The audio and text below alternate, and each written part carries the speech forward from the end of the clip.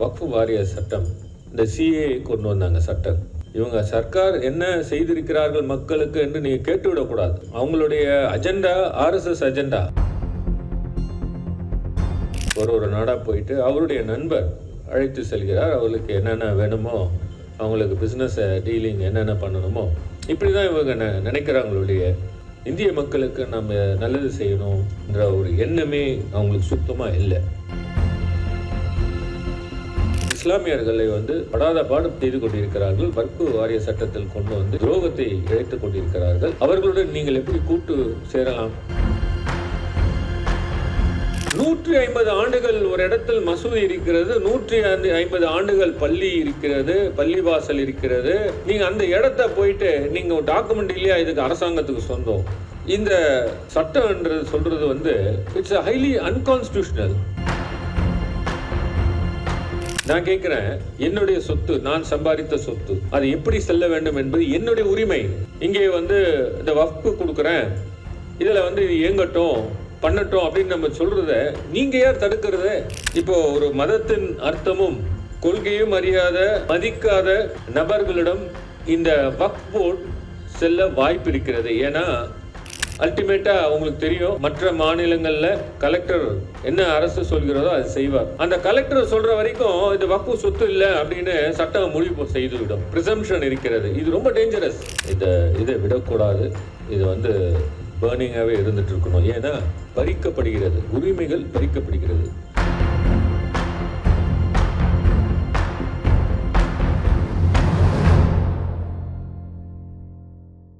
தெறிக்கவிடும் காரம் நிறம் சுவையை தருகிறது. ஆச்சி மிளகாய் தூள் தெறிக்கவிடும் காரம் நிறம் சுவை. வக்ஃப் வாரிய சட்டம் என்ன பாடுபட்டு கொண்டிருக்கிறது என்பதை நாம் எல்லாம் பார்த்து கொண்டிருக்கிறோம். இது போன்ற விவாதம் நிச்சயமாக தேவை.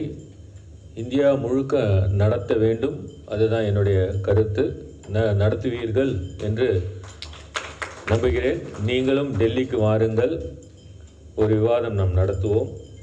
டெல்லியில் கான்ஸ்டியூஷன் கிளப்பில் ஒரு நாள் எல்லா எம்பிஸும் கூப்பிட்டு நம்ம பேசுவோம். பல தரப்பட்ட எம்பிஸும் கூப்பிட்டு பேசுவோம். இதை விடக்கூடாது. இது பர்னிங்காகவே இருந்துட்டு இருக்கணும். ஏன்னா பறிக்கப்படுகிறது, உரிமைகள் பறிக்கப்படுகிறது. இந்த பாஜக அரசு வந்த நாள்லேருந்து மக்கள் நிம்மதி இழந்து விட்டார்கள்.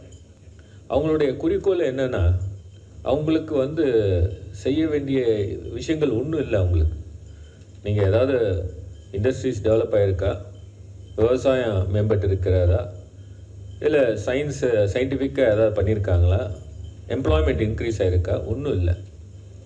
மக்கள் ஒருத்தர் நிம்மதி இல்லாமல் இருக்கணும், அடிச்சுக்கணும், பிரிக்கணும், பிளவுபடுத்தணும். அதெல்லாம் இது எப்படி செய்கிறது? அதனால் அவங்க பார்த்திங்கன்னா இந்த சிஏ கொண்டு வந்தாங்க சட்டம்.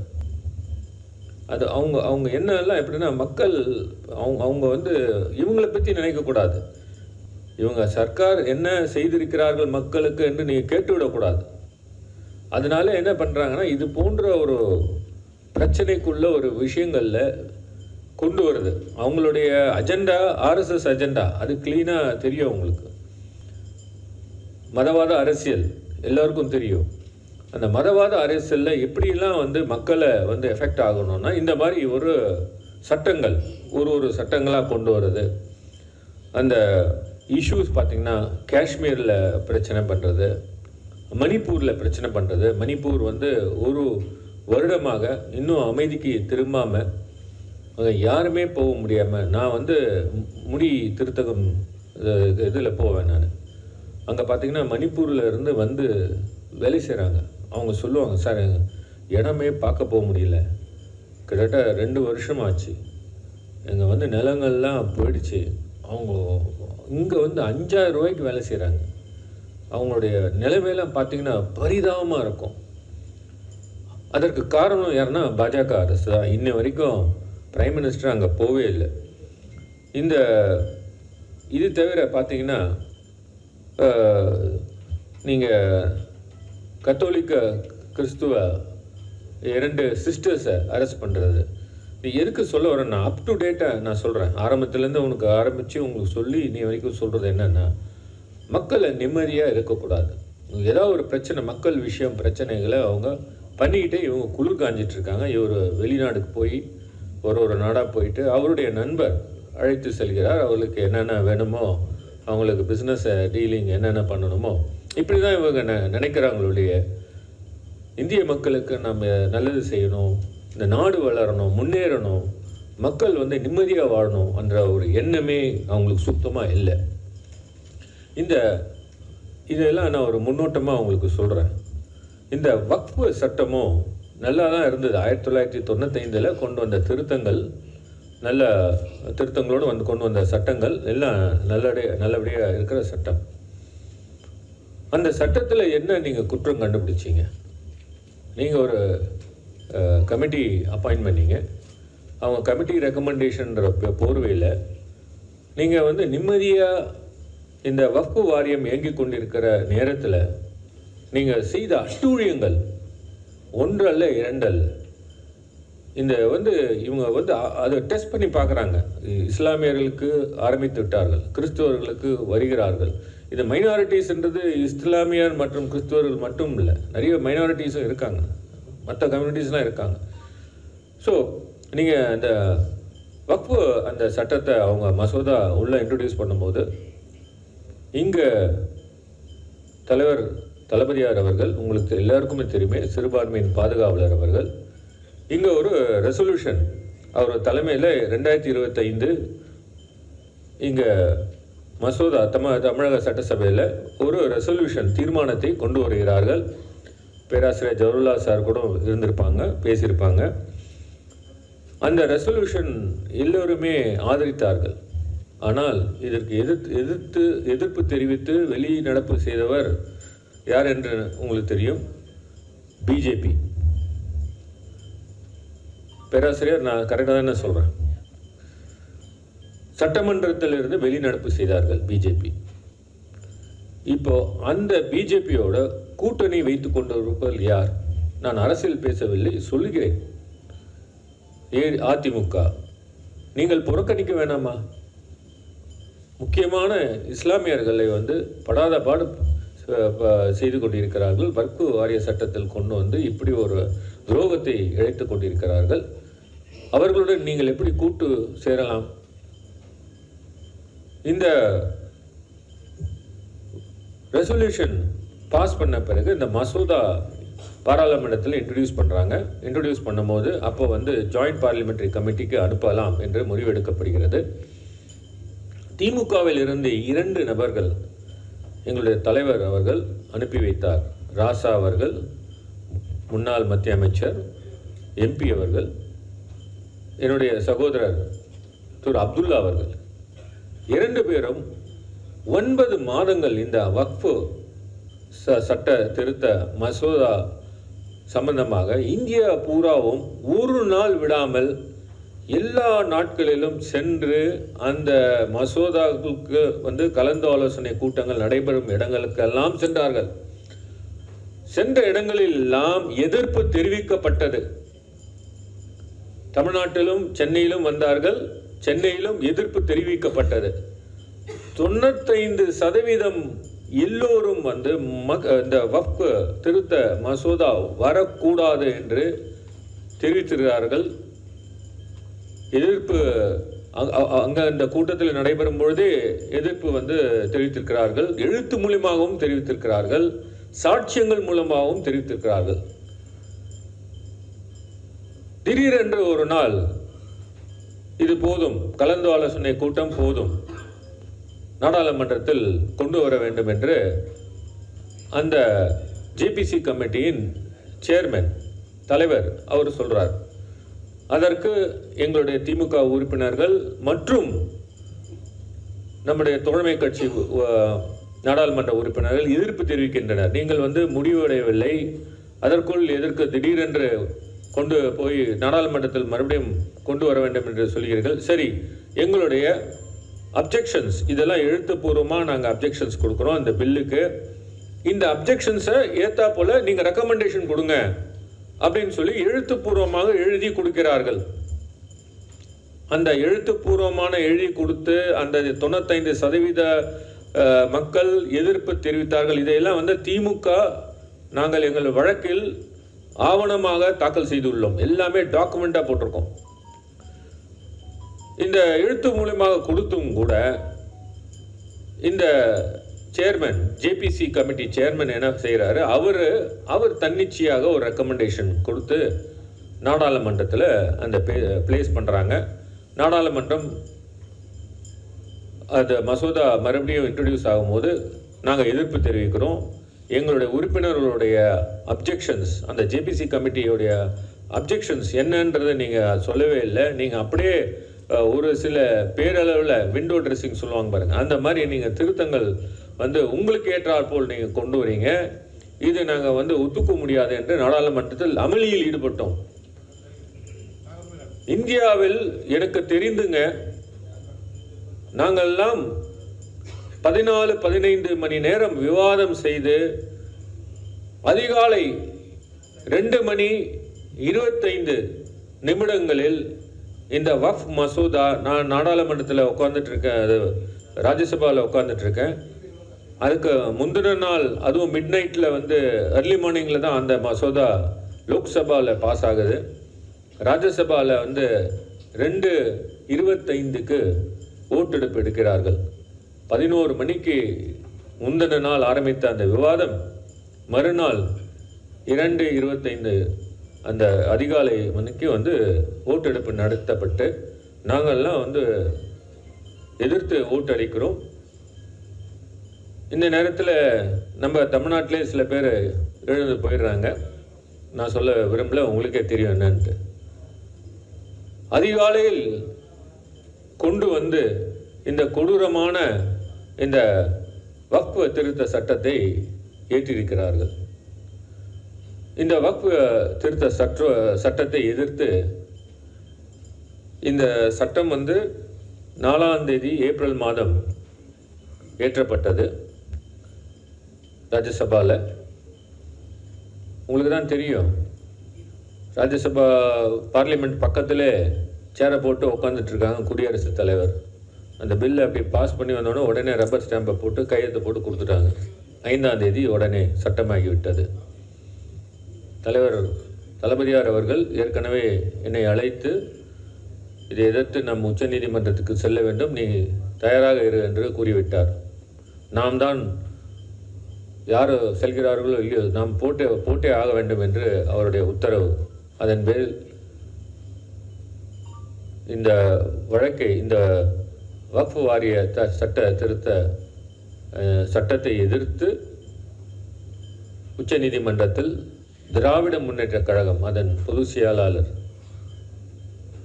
எங்களுடைய அன்பு பொதுச் செயலாளர் திரு மாண்புமிகு துரைமுருகன் அவர்கள் பேரிலும் முதல் வாதி, 2ஆம் வாதி திரு ராஜா, ஏனென்றால் அவர் ஜேபிசி கமிட்டியில் இருந்தவர், பங்கு பெற்றார். என்ன நடந்தது என்று அவர் நீதிமன்றத்துக்கு தெரிவிக்க வேண்டும் என்ற ஒரு காரணத்தினால் அவர் ஒரு மனுதாரரை சேர்த்து கொள்ளலாம் என்று நாங்கள் சேர்த்து இந்த வழக்கை 7ஆம் தேதி தாக்கல் செய்தோம். கொஞ்சம் கூட நாங்கள் டைம் வேஸ்ட் பண்ணல, உடனே தாக்கல் பண்ணோம். இந்த வழக்கு 17ஆம் தேதி நீதியரசர் சஞ்சீவ் கண்ணா அடங்கிய 5 நீதிபதிகள் அடங்கிய அமர்வு முன்பு வருகிறது. அப்பொழுது நீதிபதி திரு சஞ்சீவ் கண்ணா என்னை திராவிட முன்னேற்றக் கழகம் சார்பாக நான் வாதம் செய்ய வேண்டும் என்று கேட்கிறேன். ஏன்னா நூற்றுக்கணக்கான வழக்குகள், அவர்கிட்ட பர்மிஷன் வாங்கிட்டு ஆர்கியூ பண்ணணும்னு சொல்கிறோம். 5-6 சீனியர் அட்வொகேட்ஸில் திராவிட முன்னேற்றக் கழகம் சார்பாக என்னை வாதாட அனுமதித்தார். தலைமை நீதியரசர் அனுமதித்தார். நானும் வாதாடினேன். அந்த வழக்கில் வந்து நோட்டீஸ் இஷ்யூ பண்ணி அந்த வழக்கு விசாரணைக்கு இருக்கிறது. நான் விசாரணை இருக்கிறதுனால என்ன வாதம் செய்தோம் என்று மட்டும் நான் சொல்ல விரும்புகிறேன். ஏனென்றால் நீதியரசர் ஹரிபரந்தாமன் இருக்கிறார், என்னுடைய அன்பு தங்கை அருள்மொழி இருக்கிறார். வழக்கு விசாரணையில் நானும் பங்கு பெற்றுள்ளேன். அதனால் என்ன நாங்கள் வாதம் செய்தோம் என்று அந்த அளவுக்கு நான் சொல்ல விரும்புகிறேன். இந்த வக்ஃப் திருத்த சட்டத்தில் நாங்கள் முதல் வாதம் என்ன வைத்தோம் என்றால், இந்த 5 pillars ஆஃப் இஸ்லாம்,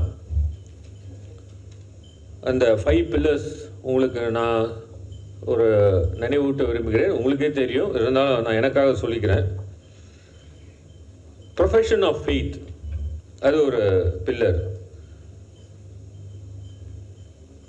இரண்டாவது வந்து சலத், இந்த ஃபஸ்ட்டு வந்து ஷாதான்னு சொல்கிறீங்க நினைக்கிறேன்.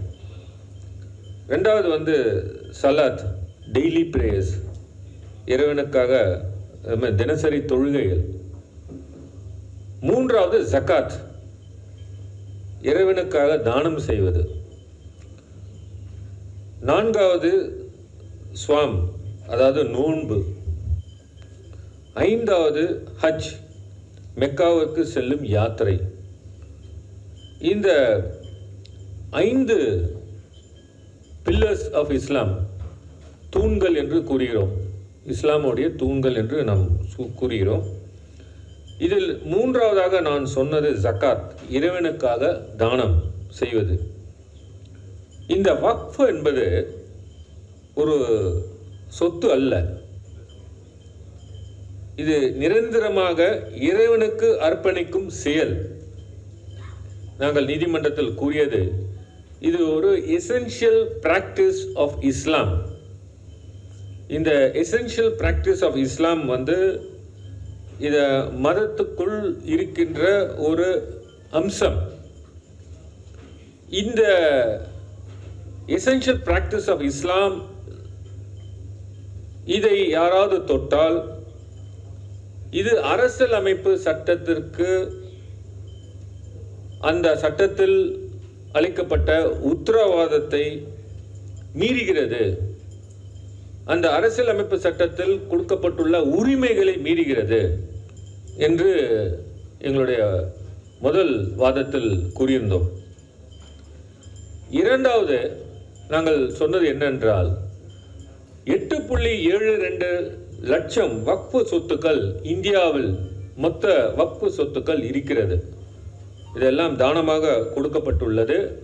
அதற்கு அந்த 100 ஆண்டு காலத்துக்கு 150 ஆண்டுகளுக்கு முன்பு யாரும் கிஃப்ட் டீடோ எல்லாம் எழுதி கொடுக்கல. அதாவது பாதிக்கு பாதி சொத்து, 4.02 லட்சம் சொத்துக்கள் பயன்பாட்டின் அடிப்படையில் வக்ஃப் என்று வகைப்பட்டு உள்ளன. அதாவது பயன்பாட்டு அடிப்படையிலான வக்ஃப் பை யூசர். எது டாக்குமெண்ட்டும் வந்திருக்காது. அந்த காலத்தில் இருப்பாங்க பெரியவங்க, ஊர் பெரியவங்க வந்திருப்பாங்க, இஸ்லாமியர் நண்பர்கள் இருந்திருப்பாங்க. அவங்க அந்த ஊருக்காக இந்த இடத்த கொடுத்துட்டு போயிருப்பாங்க. மசூதி கட்டப்பட்டு இருக்கும். 100 ஆண்டுகளுக்கு மேலே இருக்கும். நீங்கள் பார்த்தீங்கன்னா டெல்லியில் நிறைய இருக்கும், உத்தரப்பிரதேஷில், ஆமாம் உத்தரப்பிரதேஷில் பார்த்தீங்கன்னா நிறைய இருக்கும் சொத்துக்கள். யாருமே இது வரைக்கும் அப்ஜெக்ட் பண்ணியிருக்க மாட்டாங்க. இப்போ என் சொத்தில் யாராவது வந்து கட்டினா, நான் ஓனர்னா நான் அப்ஜெக்ட் பண்ணியிருப்பேன்.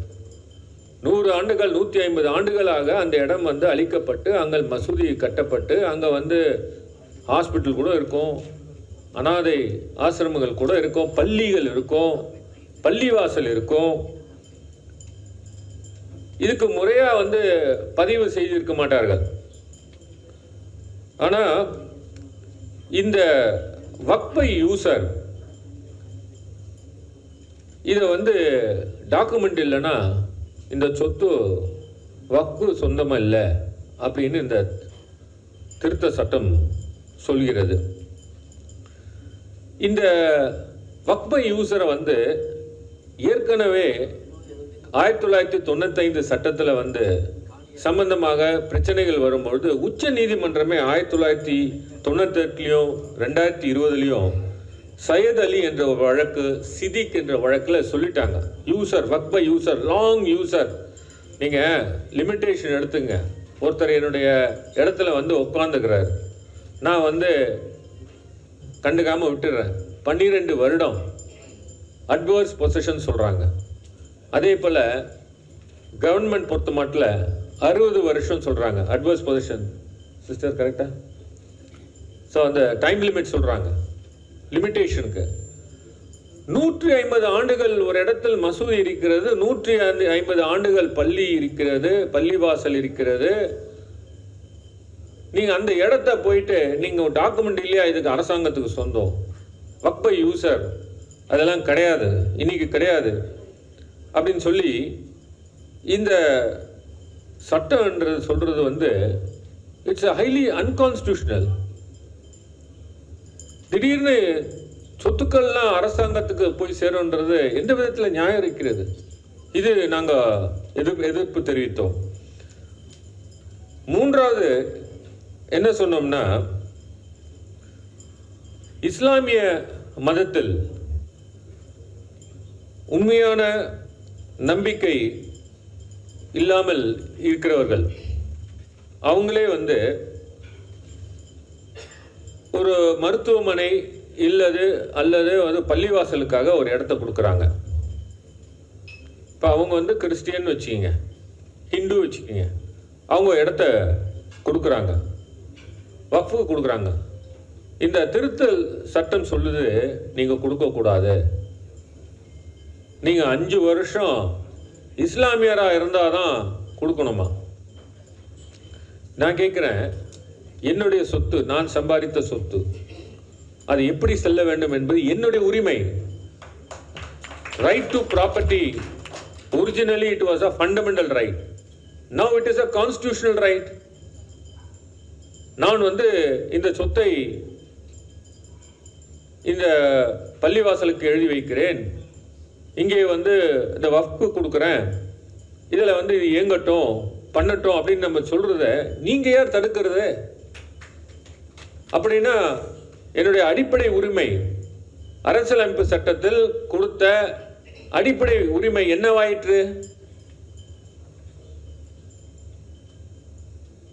சரி, அடுத்தது என்ன சொல்றாங்க, நீங்க வந்து 5 வருடம்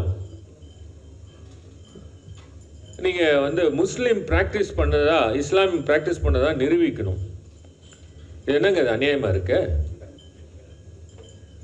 இது என்னங்க என்ன நிரூபிக்கிறது சொல்லுங்க? இப்போ நான் கிறிஸ்துவ மதத்தை சார்ந்தவர், இது என்ன நான் என்ன நிரூபிக்கணும் சொல்லுங்க? என்னோட ரெக்கார்ட்ஸ் இதெல்லாம் தேவை. இதுக்கும் இந்த வக்ஃப் சட்டத்துக்கும் என்ன சம்பந்தம்? அதாவது எப்படியெல்லாம் வந்து அந்த சொத்துக்கள் அந்த வக்ஃப் சென்றடையக்கூடாது என்று நினைக்கிறார்கள் ஒன்று, இருக்கிற சொத்தை எடுக்க வேண்டும் என்பது இன்னொன்று. இந்த ரெஸ்ட்ரிக்ஷன்ஸ் ஏன் அவங்க கொடுக்குறாங்கன்னா, சொத்துக்கள் யாரும் இஸ்லாமியர் அல்லாத நண்பர்கள் வந்து கொடுக்கக்கூடாது. சரி, இஸ்லாமியரை வகித்துக் கொள்வோம். அவர் இஸ்லாமியர் 5 வருடமாக இஸ்லாமை தழுவி ஒரு முஸ்லிம், ஏன் அவர் ப்ரூவ் பண்ணணும்? என்ன கேலி கூத்தா இருக்க? இது வந்து அரசியலமைப்பு சட்டத்திற்கு எதிரானது அல்ல இருக்கிறதுல. அவர் வந்து ப்ரூவ் பண்றதுனால இப்ப வந்து எந்த விதத்தில் இந்த சட்டத்துக்கு வந்து வலு சேர்க்கிறது? அதில் என்ன களங்கம் வரப்போகிறது? 1 4.99 வருடம், அது என்ன கணக்குன்ற? நான் இன்னைக்கு நான் வந்து ஹிந்துவா இருக்கிறேன், நாளைக்கு கிறிஸ்துவ மதத்தை தழுவலாம், அதன் பிறகு இஸ்லாம் மதத்தை நான் தழுவலாம். அப்படி ஒரு ரெஸ்ட்ரிக்ஷன் இல்லாத போது அரசியலமைப்பு சட்டத்தில் நீ என்ன ரெஸ்ட்ரிக்ஷன்? 5 வருடம் என்ன? 5 வருடம் என்ன பீரியட் இது? அதாவது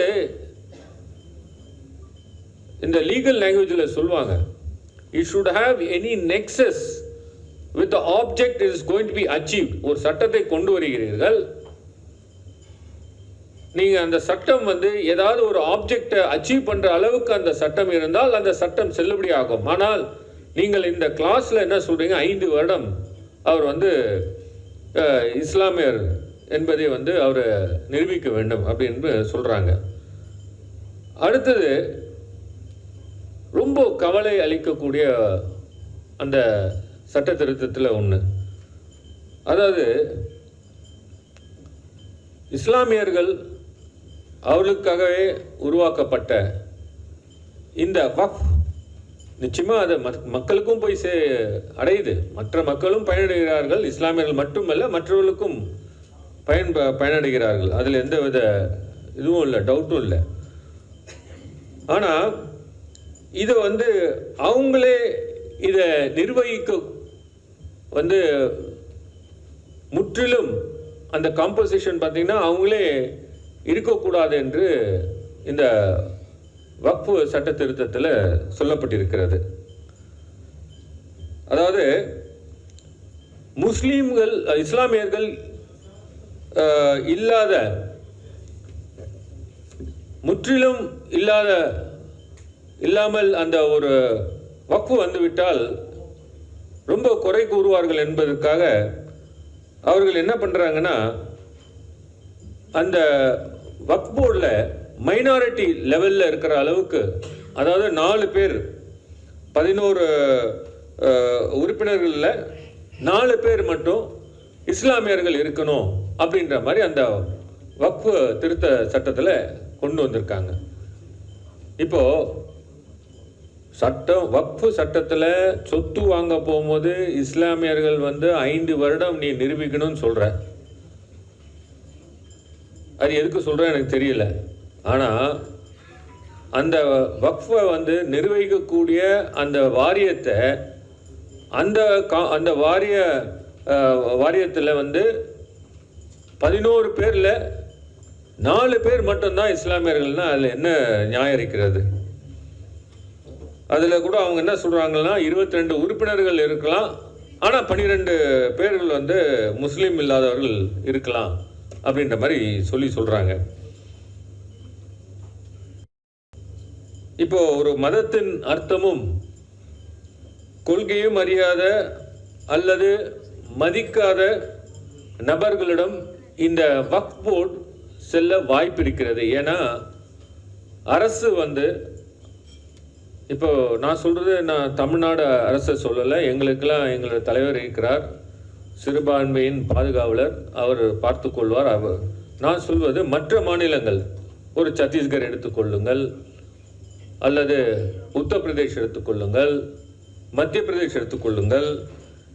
இப்போ இந்த மதத்தின் அர்த்தமும் கொள்கையும் அல்லது இந்த மதத்தையே மதிக்காத நபர்கள் அந்த வக்ஃப் வாரியத்தில் வந்துவிட்டால் இந்த வக்ஃப் வாரியம் என்ன ஆகிறது? வக்ஃப் என்பது ஒரு ஆன்மீக நம்பிக்கையுடன் நன்கொடையாக கொடுப்பது. இப்படி நம்பிக்கை இல்லாதவர்கள் இந்த வக்ஃப் வாரியத்தில் வந்துவிட்டால் அந்த வக்ஃப் வாரியம் என்ன ஆகிறது, என்ன ஆகப் போகிறது? இதெல்லாம் ஒரு அரசாங்கம் நினைக்க வேண்டாமா, யோசிக்க வேண்டாமா? இது இந்த அமெண்ட்மெண்ட்ல ஒரு பெரிய பிளண்டர் தான் நான் சொல்வேன். அதனால இஸ்லாம் சார்ந்த நபர்களை அந்த வக்ஃப் வாரியத்தில் அட்லீஸ்ட் ஒரு மெஜாரிட்டியாவது போடாம மற்ற நபர்களை கொண்டு வருவது இந்த இஸ்லாமிய சமூகத்தின் கட்டுப்பாட்டை அரசு கைப்பற்றும் ஒரு முயற்சியாக நான் பார்க்கிறேன். நான் சொல்றது இந்த மொத்த வக்ஃபையும் சொல்றேன். இன்னொரு ரொம்ப இம்பார்ட்டன்ட் ஆஸ்பெக்ட் நான் என்ன பார்த்தேன்னா, ஒரு வக்ஃப் சொத்து, இது வக்ஃப் சொத்தா இல்லையா என்பதை யார் முடிவு செய்வார்கள் அப்படின்னு சொல்லி அது ஒரு திருத்த சட்டம் கொண்டு வந்திருக்கிறார்கள். அதை முடிச்சிடு. அதில் பார்த்தீங்கன்னா கலெக்டருக்கு கொடுக்குறாங்க. அந்த கலெக்டர் தான் இந்த முடிவு பண்ணணும், இது வக்ஃப் சொத்து இல்லையா அப்படின்னு சொல்லி கலெக்டர் தான் முடிவு பண்ணணும்.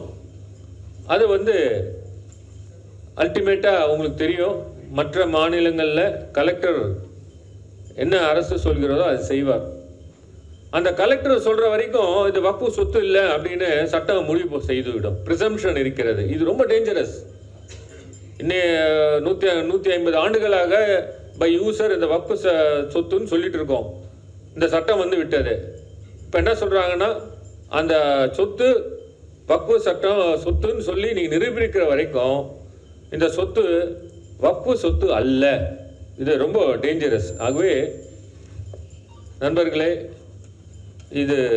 இந்த வக்ஃபு திருத்த சட்டம் ஒரு கொடூரமான சட்டம். நிச்சயமாக இதை நாம் எல்லாம் ஒன்று சேர்ந்து இதை உறுதியோடு இதை ரத்து செய்ய நாம் முயற்சிக்க வேண்டும். நிச்சயமாக நீங்கள் எடுத்துக்கொண்ட முயற்சி நாம் டெல்லி வரைக்கும் எதிரொலிக்க வேண்டும். உச்ச நீதிமன்றமும் இதை கண்காணித்து கொண்டிருக்கிறது வழக்கு மூலியமாக. நிச்சயமாக ஒரு நல்ல நமக்கு ஒரு ரிசல்ட் வரும் என்பதை நம்பிக்கையுடன் தெரிவித்து கொண்டு என்னை பேச அழைத்ததற்காக நன்றி கூறி விடைபெறுகிறேன். நன்றி, வணக்கம். அறுவை சிகிச்சையில்லா குணம் இது ஆயுட்கால நிவாரணம். டாக்டர் ஸ்ரீவர்மாஸ்.